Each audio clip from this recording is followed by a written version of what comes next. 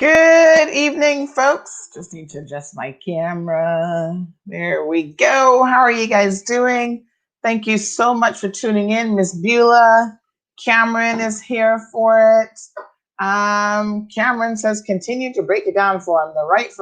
The fight for our rights is only as strong as knowing what is right. And if we're wrong, our personal convictions gives us the strength and confidence to accept it. Full time, we pull the covers from our head and exercise our rights. One by one, we will take them down.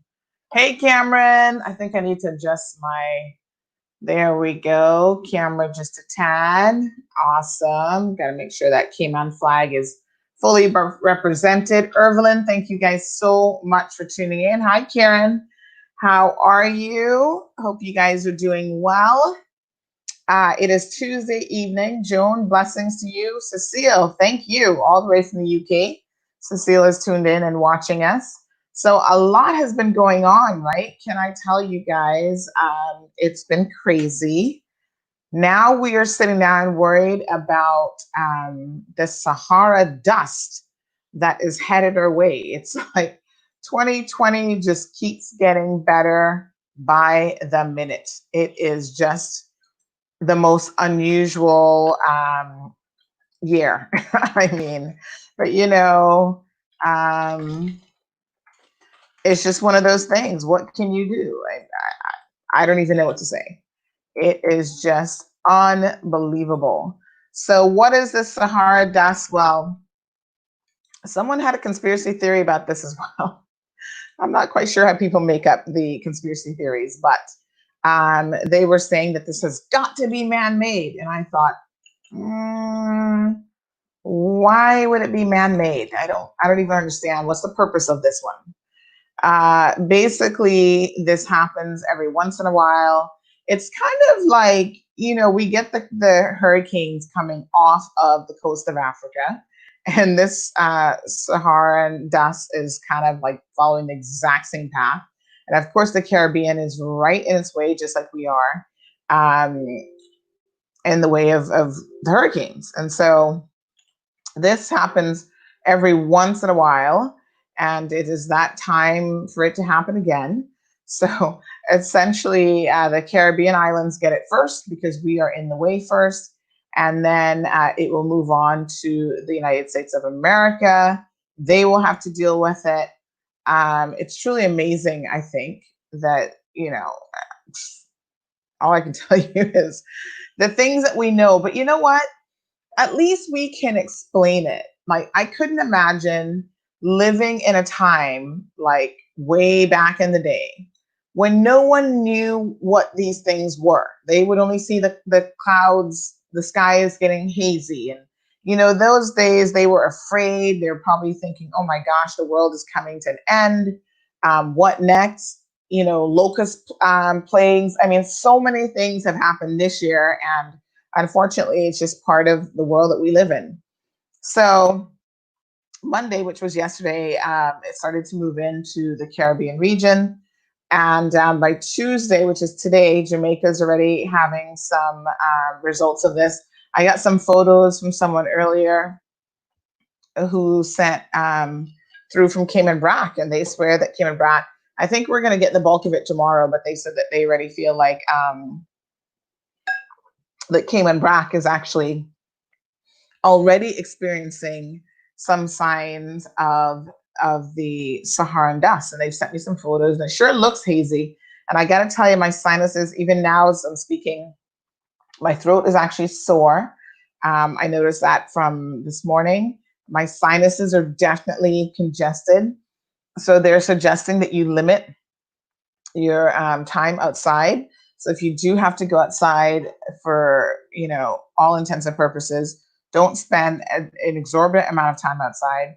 Try to restrict what you're doing outside as well. Wear your mask. This now, we've been kind of chuckling about people who wear their mask outside, but hey, this is kind of the time when you want to wear it outside because the air quality is not going to be all that fantastic.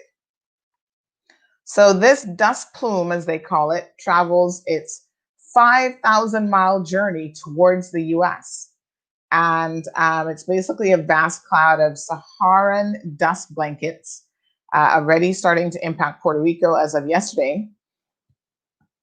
And yeah, it impacts us. So there's a researcher in Puerto Rico who basically said that we knew we were going to be in an extraordinary situation. And, the air quality is just really bad. And thankfully for us, I think our air quality is normally relatively decent, but this will certainly impact us. So they actually showed like a time lapse video footage of this, of what's happening. And they're saying that the worst we've seen in Puerto Rico, like in 15 years since they've been monitoring these dust storms. And it will go all over Central America and the US will have high concentrations of it as well. So it's just a phenomenon. I mean, it's part of Mother Nature, I suppose. Um, by the time it gets to a lot of the Americas, it has dispersed quite a bit. So, what can we say? Dust storms, basically. It's like living in the Saharan desert. These things happen. They're dust thunderstorms, is what they call them. And it explains it. It says that several of these thunderstorms are driven by a few different smaller storm systems over Central and West Africa. And several of these thunderstorms have caused downdrafts and large scale haboobs, which is a word that I've never heard before, but it means dust storms to develop. And this led to a large amount of dust being uplifted into the atmosphere from the Saharan, and then it starts to travel just the same path that African easterly jet stream that pulls the hurricanes right off the coast of Africa towards us and towards the Americas. The exact same thing is happening here, basically. So strong winds higher in the atmosphere, which usually transports dust westwards, was anomalously weak this June. So what it means is a larger amount of dust than usual was able to accumulate just off the west coast of Africa, and it was able to then be transported westwards in what they call a very dense plume, and it's picking up speed. So the skies look dingy, poor air quality, the pristine waters and the nice blue Caribbean sky isn't so much so at the moment. So dust, stay inside, hazy conditions, try to allow your, lungs to breathe inside at this particular time. So it's predicted to reach the US by Thursday morning.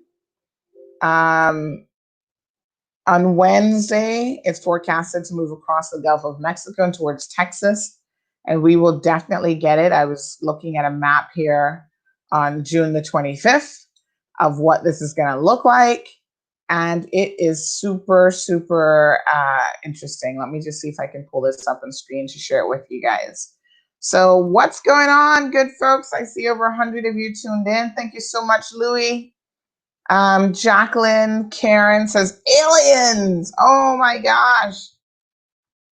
Like I said, I'm just lucky that we have an explanation for all this stuff, because I cannot imagine living in a time and era when you just didn't know what all of this was. Because, yeah, you'd be scared. Look at this. You look up in the sky and you see the sky turning, brownish gray and stuff. My gosh. Anybody would think, well, these are the end times. This is it. We're done for. But, we have an explanation for how these things operate and what happens, how the dust storms impact us in a real way.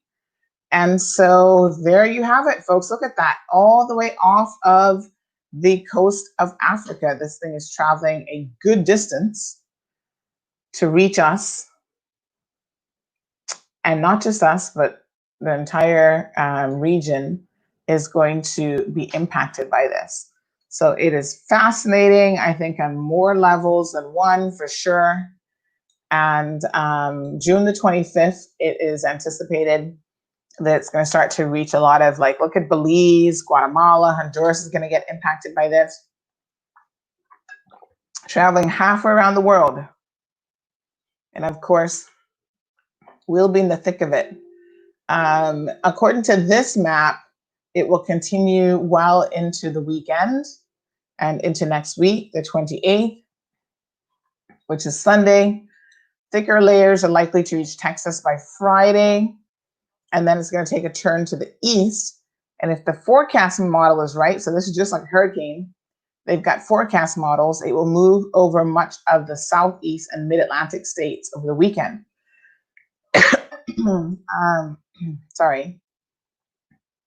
So you'll notice a difference in the sky. These are the top things that you'll notice. One of the first things you'll notice with the Saharan dust layer arise, if your typical blue sky will be more of a milky haze, which we've seen in Jamaica. Pictures have been coming out of Jamaica already of this happening. And this milky haze is the Saharan dust. And those tiny dust particles lofted tens of thousands of feet in the air do a great job of scattering the sun's rays at dusk and dawn too, which gives way to stunning sunrises and sunsets. So here's a little bit of extra news. Grab your cameras because you might catch some beautiful sunrises and sunsets. The other thing that will happen as a result of the Saharan dust is less tropical activity. Woohoo! We are going to celebrate that one, good folks. I don't know about you guys, but I'm praying no hurricanes for 2020. So the Saharan dust to hurricanes is more like extremely dry air. So hurricanes hate dry air. Remember, they love moisture. It needs a hot, humid, and calm environment. So as the Saharan dust is around, so as long as it's around, it's likely you'll see the National Hurricane Center watching fewer of the tropics. So that is good news for us. You got to trade, sometimes you get the good with the bad, or it's a little bit of a compromise. So we get a little bit of dust, but the chances of a hurricane are decreased. And then what they call dust plume allergies. So here you go. Probably people like me now already has a sore throat and stuffy. The tiny dust particles that give way to the beautiful sunrises and sunsets and help suppress hurricane developments don't always stay at 30,000 feet. Sometimes the particles can make their way to the surface, greatly affecting those with sensitive allergies. If you find yourself reaching for tissue this week or your iPhone to post yet another awesome sunset pic to Instagram, thank the Saharan dust storm for that, folks. And of course, we want to make sure that you guys are remaining as healthy as possible. So what are some of the tips in terms of what you can do and what is recommended? Let us review some of those for your good benefit. So again, this is someone sent this picture in from Cayman Brac, and they were saying there you go. There's that haze. Looks hazy to me. So yeah, this is what it is. So everything from the dry cough, sore throat, which I have, I'm telling you. My right side of my throat is very sore. And I tend to be very sensitive towards, that's why I don't hang out with smokers. And even people who smoke and they're not actively smoking, like when I'm around them, I can smell, the fumes and everything. So I'm like, really, I have to stay away from smokers. So sore throat, itchy and watery eyes, sneezing, runny nose. It can make certain illnesses worse. So if you have any sort of respiratory illnesses, COPD or anything like that, please, by all means, do not expose yourself to the outside. Any asthma, heart disease, you've got to be careful. The elderly and children, keep them inside as much as possible during this.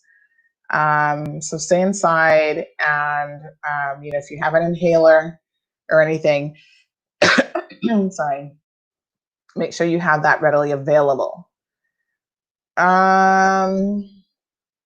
So we'll be in it for a bit. And then they said to also watch anyone with severe shortness of breath, persistent fever for more than 2 to 3 days, or severe worsening or pre-existing condition. So we certainly did not need that on top of COVID-19, but there you have it. What's going on in the world of COVID? Well, let's get a little update here in terms of where we are. I can tell you the cases are not going away. COVID is here to stay. Oh my gosh. So many people were thinking, countries are reopening, pushing for the economy to reopen, and that this was good. Well, we've got 8.1 million cases now worldwide, 2.1 million in the US. Brazil, oh, this is not updated. Hold on a second. I think Brazil went over 1 million cases already. Give me 1 second. Let me just revise my, I think I need to exit out of this.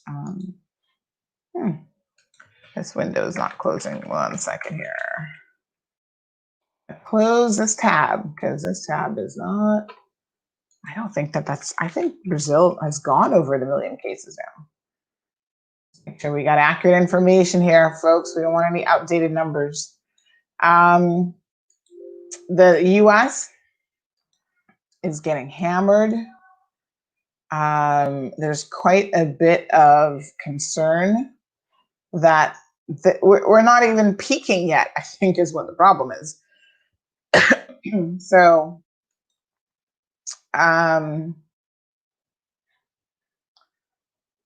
let me see here. Lots of Trump news, by the way, which has been going on. But let me just try to get our coronavirus updates. I get these every day in my email box. So, yes. So here's some interesting stuff. 9.1 million cases worldwide. I knew those numbers were outdated that I was looking at. So 9.1 million cases worldwide. Deaths is almost at 500,000, 473 and counting. In the US, 2.3 million cases with 120,838 persons now deceased. Now hear this. This is crazy. But the US travelers may be blocked from entering the European Union when its borders reopen next month. So we're already trying to figure out, are we going to reopen our borders? What are we going to do? Blah, blah, blah. The European Union's already thinking far ahead that they're actually going to bar American travelers because they have cited the US has failed to handle this virus. Imagine that.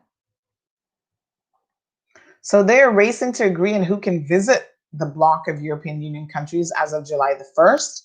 That's when they're reopening their borders based on how countries of origin are faring with the coronavirus. And Americans so far are excluded, according to draft lists that have been seen by the New York Times.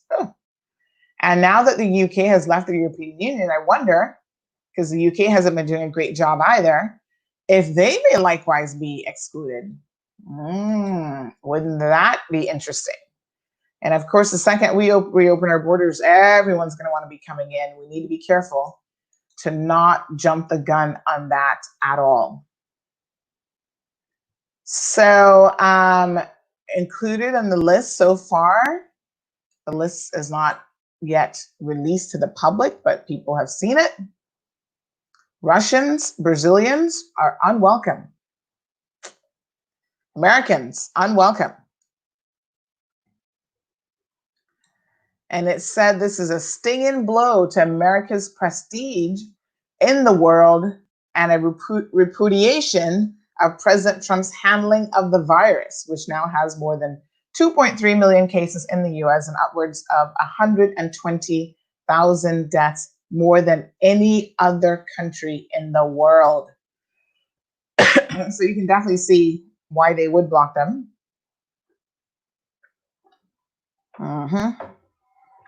So the European nations are haggling over two potential lists of acceptable visitors.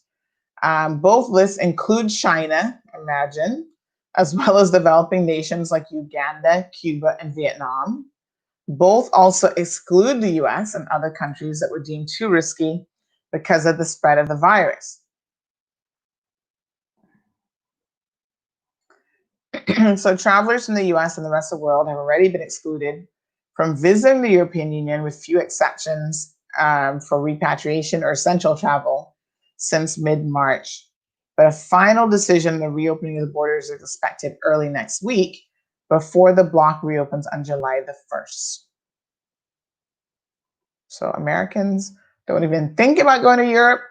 If you're planning a European trip that includes any country in the European Union, you'll want to reconsider that, I suppose.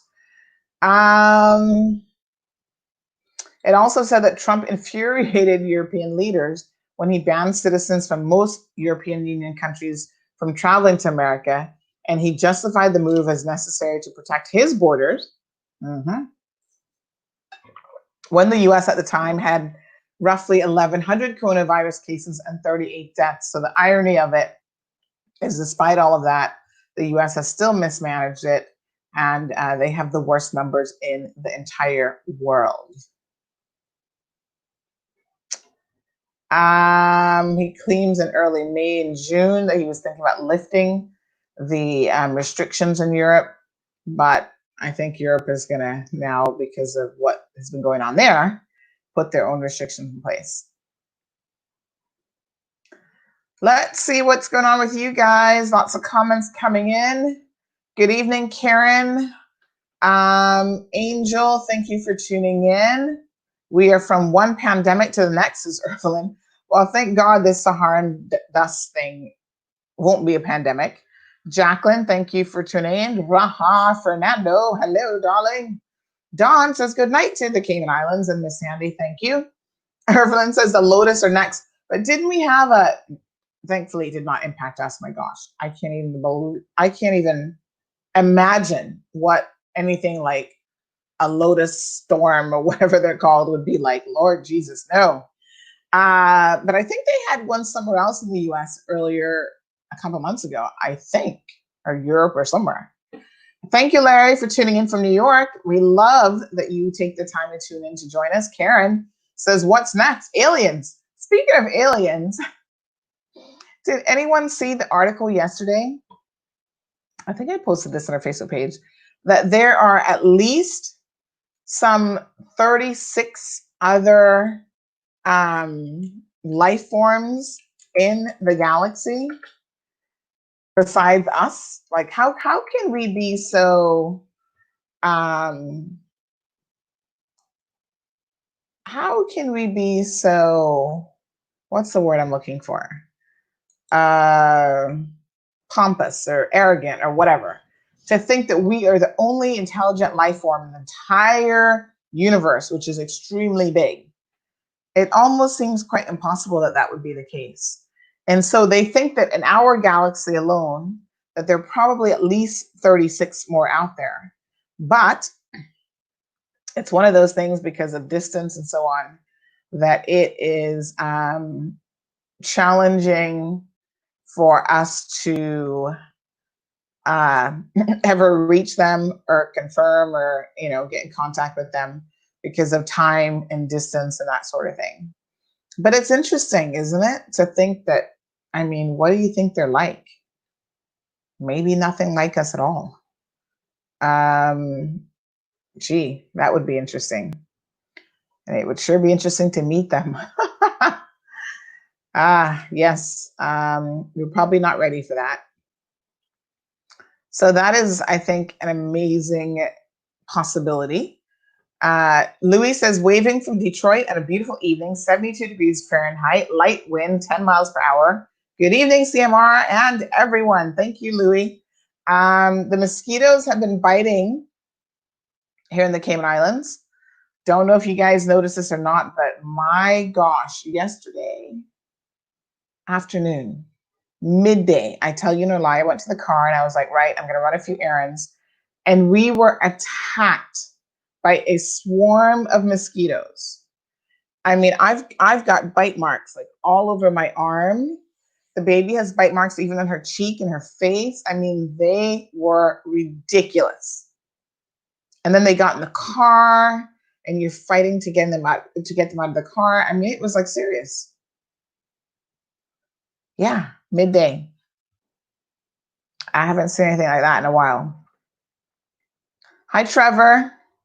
Trevor says, good evening. How are you guys doing this evening? I just wanted to share a thought with you and the Caymanian people and the government, how about nationalize the pension to stay here and assist the people of the Cayman Islands. The parent company don't do anything to help the Caymanian people. The present company, right. Well, which of the present companies are you talking about? Because some of them have done a good job. Fidelity has not. Britcase says that they're now on the ball. We're waiting for feedback on if people are starting to get their money or not. Silver Thatch has done a phenomenal job. Chamber has done a pretty good job as well. So yeah. Miss Morna, thank you for tuning in. She says, keep safe and wear your mask. Another thing to try and stay inside as much as possible. Absolutely. I'm not going outside if I can help it. Elaine says, we don't have much plantation to feed a swarm of locusts, so let's send it to the big city of China. Remember, everything is made in China. Well, most things are, but I don't know about the lotus. Morna says it's even thicker than it was years ago. Yes, the sky already is looking hazy. Can the dust hurt the human skin? I think you have to be more concerned about the membranes. You know, the skin is a very thick, protective, that's our biggest organ, and it protects most of us, our organs and so on. But I think really what you probably need to be most concerned about are like your eyes, nose, and mouth, it getting in there and then getting into your cavities that way and causing some issues.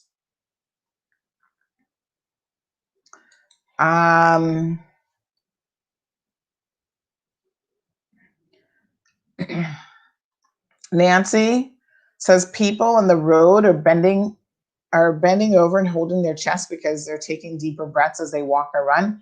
I would suggest during this whole dust storm thing, and I don't know how long it's going to last, do not exercise outside. Do a little calisthenics or whatever we call them inside, jumping jacks, push-ups, whatever. Going outside, because of course when you exercise, you run, you walk, whatever, you do breathe deeper. And breathing deeper, you're breathing all those particles into your lungs, and that cannot be healthy. It's things like this that sometimes when you see people get like respiratory illnesses, lung cancer, whatever, you're thinking, how does somebody who's never smoked or whatever get lung cancer? There's so many factors that can impact those things. So I wouldn't go outside. Karen says the way 2020 is going, I will breathe a sigh of relief regarding hurricanes after November the 30th. I know what you mean, Karen. I think we're all kind of expecting one. Hopefully it won't be too bad, but yeah. Dandin says wear mask, long sleeve clothing, avoid touching the eyes. Nancy says her husband could taste it as he came in from the screen room. Wow.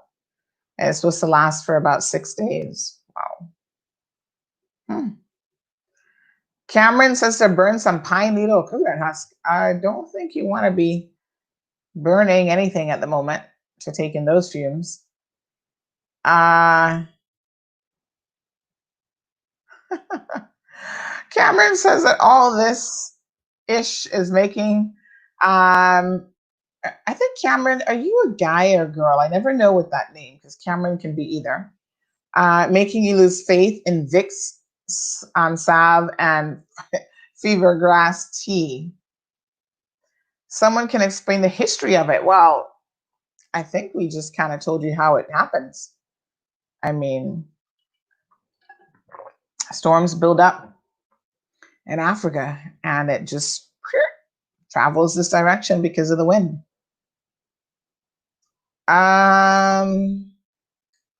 Yeah. So the other thing with Trump, talking about protecting his borders, he has decided uh, to cancel and suspend the green card program. So if you're trying to get into the US on a green card, good luck on that one.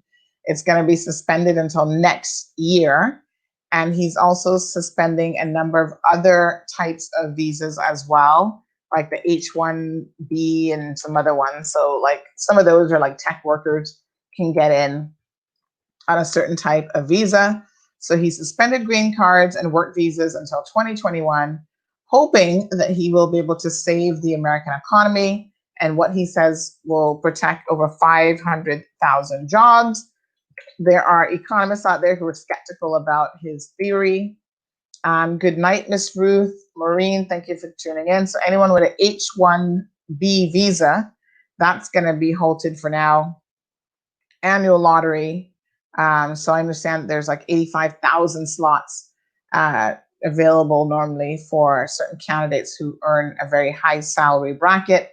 And so he's putting a stop to all of that in hopes of trying to save over 500,000 American jobs. As you guys know, the situation in America continues to get worse on the job front. Raja, the update that we're looking for is somebody's going to tell us that somebody's going to jail or is being fined for the fact that Fidelity can ignore the law and claim that, oh, they can't meet all the requirements. My thing with Fidelity, here's my thing, right? Everyone knew in this country that it was only a matter of time before the government was going to say, yes, allow people to access their pension funds. And given the number of people that are here, I mean, this was what we call a foreseeable event, extremely foreseeable. Why wasn't Fidelity thinking, oh, we're going to have a lot of people applying for their pension money? They might not have had all the details on how much it was going to be and whatever, but you get ready for the first 2 months of this pandemic. Every single day, the government was being asked about pensions. They said, we're talking to the pension companies, we're thinking about it. To me, that light bulb needed to go off for Fidelity to say, yes, we're going to make sure we've got full complement of staff, not just 3 people.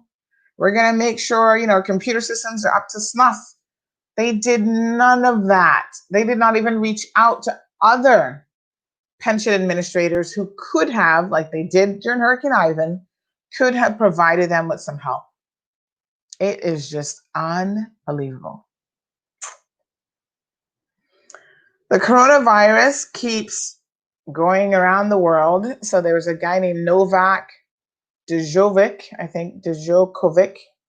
He's the world's #1 men's tennis player. Shows you how much I've been watching tennis.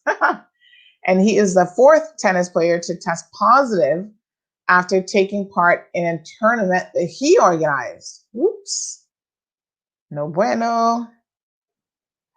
In the US, as well as much of the world, there's a disturbing surge in the numbers. They had 4 top public health officials who were leading the Trump administration's response to the coronavirus testified before Congress.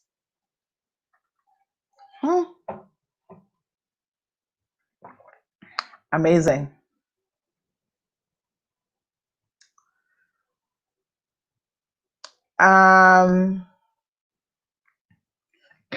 Couple of things stood out about this testifying before Congress. I guess that's almost like the equivalent of people being called in by the Legislative Assembly, like before the Public Accounts Committee and stuff like that. So they wore masks. They had bottles of Lysol containers in front of them, hand sanitizer bottles. Sorry. They refuted President Trump's rosy assessment of the state of the virus, his own officials. And they said they were acting very independently on behalf of themselves and their agencies. And they're just telling people that this thing is serious. They have seen what they called a disturbing surge of infections after states reopened too quickly and without adequate plans for testing and contact tracing. And this is where I'm telling you folks, say whatever you want about this government, but they cannot open our borders in September. The minute they open our borders, mark my word, and I'm not a doomsday person, but I got a little lick of common sense. I'm telling you, it will be the worst decision that we've made for COVID-19. This will not be under control by then. The US is proving it. They're the worst ones when it comes to making decisions. Their decision-making capacity with COVID-19 has left me questioning their common sense level on a number of different topics, not just COVID-19. So Florida is seeing some serious spikes in cases. And they're trying to figure out, Florida, Texas, Arizona, lots of other states, over 20 states are seeing spikes. And again, the bottom line is they reopened too soon and they just never had it figured out. Trump had a big rally the other day. Well, apparently, I'm understanding it was not big. He was claiming he's going to have 1 million people come, and there was nowhere near that. And now his team is trying to put some spin on it that, well, they've acquired contacts for 1 million people. I mean, they just make stuff up as they go along. So he said, this is what he said a couple days ago. Trump said he had asked, quote, my people to slow down the testing, to slow the testing down because the number of cases was making the country look bad.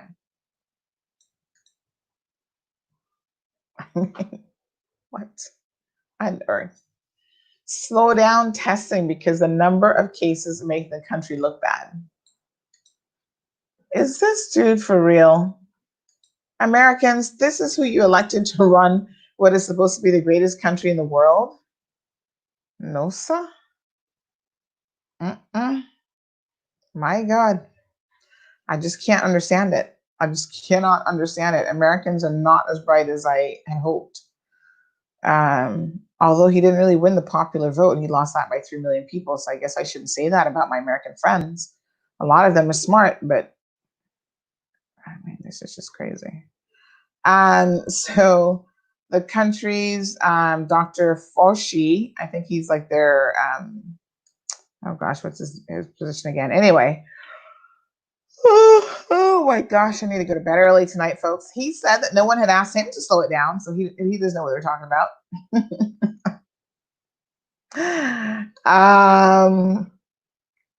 And that they're trying to actually do more testing and higher quality testing. So they're trying to tell Americans continue with the social distancing, continue wearing your mask, but they're getting hammered really hard. It's crazy. And the rest of the world is not, unfortunately, doing so well either. Germany has a temporary lockdown in the district of, I don't even know how to pronounce this. I do not speak a lick of German. Gütersloh, after it was announced that a pork processing plant had registered over 1,550 new cases. Whoa. Britain is logging more than 1,000 new cases a day.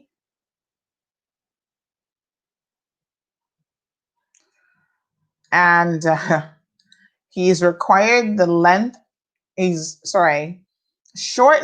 the required length of social distancing to 1 meter, and says pubs, restaurants, museums, and hair salons could reopen on July 1st. This is Prime Minister Boris Johnson in the UK. So expect their numbers to probably go up as well.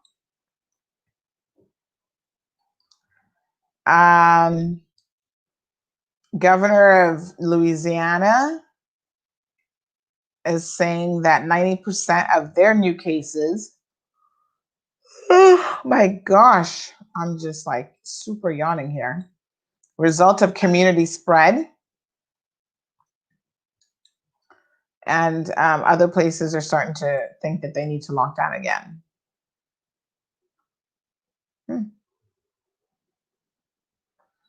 Okay. President Trump is continuing with the fake news. He's holding an event in Phoenix today. Listen to this, Joker. At one of the nation's biggest mega churches, which claim to have an ionization system. So a mega church, so they can hold thousands of people. So they claim to have an ionization system that kills 99.9% of COVID-19 within 10 minutes. And experts say that's not even scientifically plausible. But Trump is going to go to this mega church that is making that claim. Brazil, of course, getting hit hard. They now have that second highest numbers behind the US.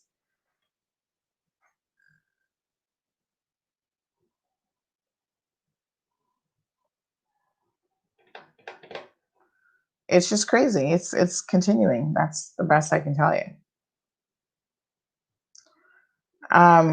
Just gotta keep on top of it.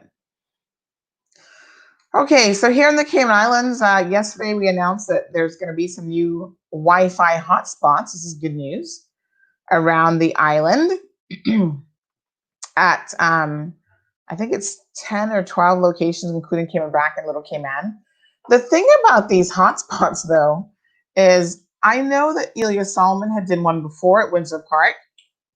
Sources tell me that there was some issue with abuse of the hotspot. So, excuse me, they need to make sure that they secure these for obvious reasons. I mean, how hard can it be?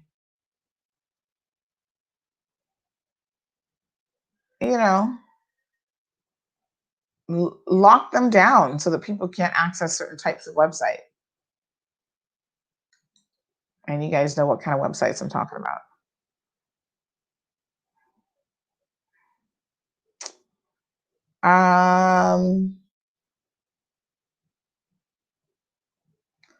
So it's going to be at a number of locations. Like I said, there's one in Little Cayman Brac, one in Cayman Brac, one in Little Cayman. Mostly like the civic centers, a couple of the libraries, the government facilities, and you can actually stay in the parking lot. I think before, like the libraries have Wi-Fi on the inside. This doesn't require you to go inside of the building. You can actually, Cisco and them have set up with Flow the capacity to basically just stay in your car, in your vehicle, and access Wi-Fi. So for people who don't have access to Wi-Fi, I think that this is good. At least they know that there's somewhere that they can go and access the Wi-Fi and actually, be able to at least get online for part of the day. I think the eventual goal is to extend it where you have entire neighborhoods that are covered with free Wi-Fi access. All right, Morna, Cameron, a few more comments coming in. Sue says yes. They're saying that this is the worst it's been in 50 years. Oh my gosh. I believe that. Oh, here's an interesting article from Friday. I don't know if you guys saw this or not, but I thought this was kind of interesting.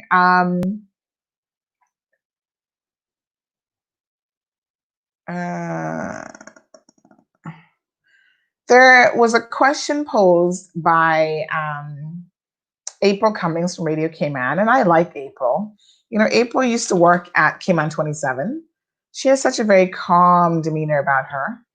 And she was asking the premier if he had any thoughts on what's going to happen, because now there's this job Cayman portal, which if you're an employer, you now have to do mandatory advertising on, not advertising, but mandatory registration of any available jobs on the Jobs Cayman portal, which basically then allows job seekers, Caymanians, to go on there and look at what available jobs there are. So you register, and then when you register, it's going to ask you, are you a job seeker or are you an employer?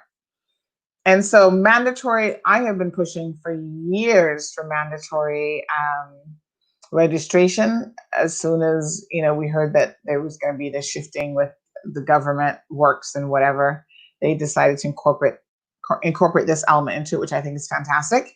So very glad to see that it has finally come into force because, of course, it was late, delayed. So it's finally here. And so April was kind of wondering the impact that this would have on print media and the fact that print media is already struggling the world over. And of course, let's be honest here, the only people that's really going to impact, I mean, the Caymanian Times, there's some job adverts, but they're not really big into that section of their paper. And so I think who this was really going to impact is the Compass. And it's just a changing of the times, really. And so the premier has some thoughts about that. And he said, well, he doesn't know what portion of their revenue actually comes from classified ads, but he was hoping it was a significant part and it wouldn't have such a significant impact. I think the truth of the matter is it's going to have an impact. Those job ads on a good Friday, they could take up, you felt like almost half the newspaper with job ads, because of course in immigration law, advertising is a requirement of the law. So now your advertising criteria is fulfilled once you advertise it on the government-run jobs portal. And you have to advertise it for a minimum of 14 days before selecting a candidate. And so I thought it was an interesting question.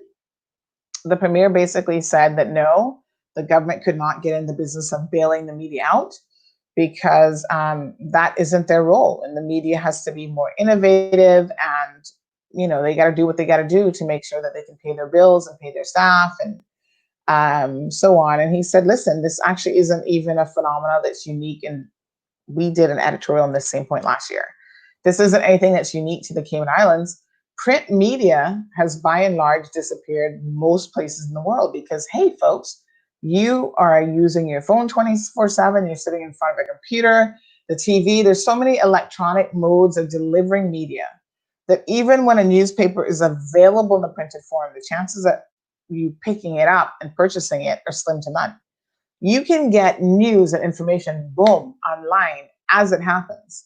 So as we all know, the Compass has already resorted to printing once per week. So they're printing on a Friday. I have subscribed to the electronic form of the Compass for quite some time. I can't tell you the last time I actually purchased a newspaper. I just picked one up because I was in the pharmacy yesterday, oddly enough. And I thought, oh, I haven't bought a Compass in a while, but I want to see what this Friday once a week thing looks like. And that was the only reason why I bought it. They've redone their format. So now their paper's a lot smaller than it used to be. And I just wanted to kind of check it out because I hadn't seen one in a while. And I've had it on my desk since yesterday and I've not even looked at it. Normally that's what happens with print papers. You collect them and then they end up in the garbage bin, collecting, dust and whatever. So he basically said that no, the government was not in the business of bailing anyone out and any media, and that they just needed to be creative. April did mention Cayman 27, and the premier said that at the end of the day, what happened with Cayman 27 was actually, they were not paying their government fees. And this is all true. The premier isn't lying about that. They were not paying their government fees for a number of years, and that's what allowed them to stay afloat. But of course, at some point, Uncle Sam comes knocking on your door and you've got to pay the piper. So it's all interesting. And he said any media that's reliant on the government to survive is really not independent media. And I thought that was super interesting for a couple of reasons. We know that I think it was last year, after the demise of Cayman 27, the government's response to that was to implement a collaboration of some sort between the Compass and GIS. And none of us have really had any details about what that collaboration was and how it works. And I don't know exactly what that means. Do they get preferential treatment for certain things? Like, who knows, right? That collaboration made people in the world of media, notably Cayman News Service, very, very uncomfortable. And Wendy was like, what is this? This hardly seems fair. And interestingly enough, the Cayman Islands government is one of the biggest job advertisers in the Compass. And so it will be interesting to see whether or not they continue advertising in the Compass as well as on their own government-run portal. Because the Premier did clarify and say that although you have to advertise in the Jobs Keyman portal, that doesn't preclude you or prevent you from advertising elsewhere. So if you want to advertise in print media, you can do that as well. There's nothing, but of course the point being is if you have to advertise on the Jobs Keyman portal, why would you turn around and spend money advertising in a print paper if you don't have to? Because most people were just advertising to fulfill the immigration requirement of advertising. They already know who they're going to hire, and they already got that person picked out. The idea behind the Jobs Keyman portal, we'll see how it works in practice, is that it will allow greater scrutiny of these job adverts by immigration personnel, immigration staff, and people can, immigration will now know once you've advertised a job, they'll be able to see, I think, what persons have actually applied for that position. And if they have any complaints as Caymanians about, not being considered fairly for the job, et cetera, they can lodge those respective complaints with immigration. So some interesting developments there. We will see how it works because these things in theory are always a great idea. However, they only really work if they're enforceable, just like the whole Fidelity fiasco. Fidelity's walk around doing whatever it is that they want because they know that there is no enforcement. And when there's no enforcement, that's what people do. They do whatever they want. So hopefully there will be people monitoring that situation and enforcing it accordingly.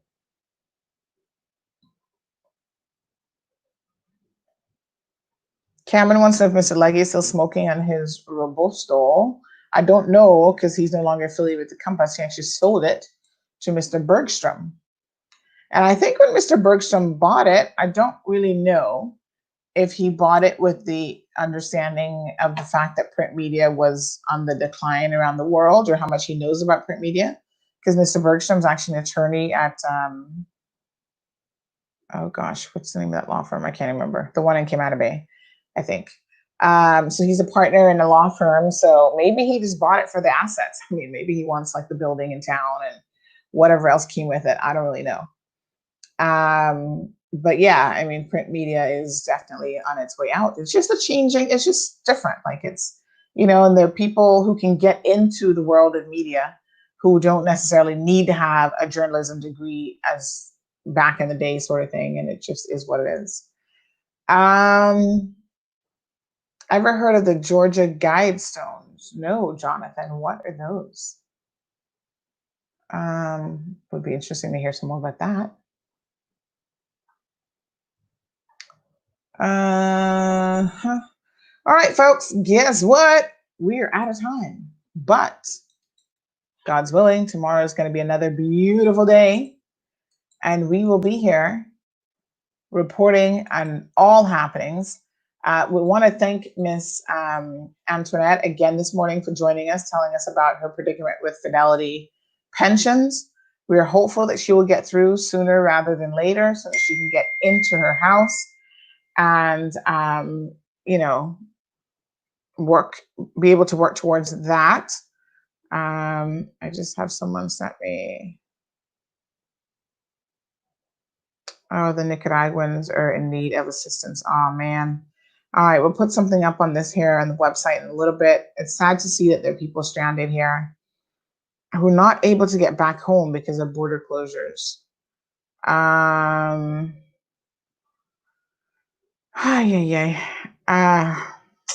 It's just crazy. But we have to help each other out. That's what this is all about at the beginning, at the end of the day. So it is what it is. All right, folks, thank you guys so much for tuning in. Evelyn, have a beautiful night. Cameron, have a beautiful night. Jonathan, Sue, Raja, Maureen, Ruth, Miss Nancy, Elaine, everyone, sleep well. We will see you guys in the morning. We'll have a good, lively discussion in the morning, no doubt. And I appreciate you all tuning in for the program. We're working on a few exciting things here, including we got to 3rd anniversary coming up. I'm so excited about this. We've actually got a video. Oh, I should play that video. Hold on now. Hold on.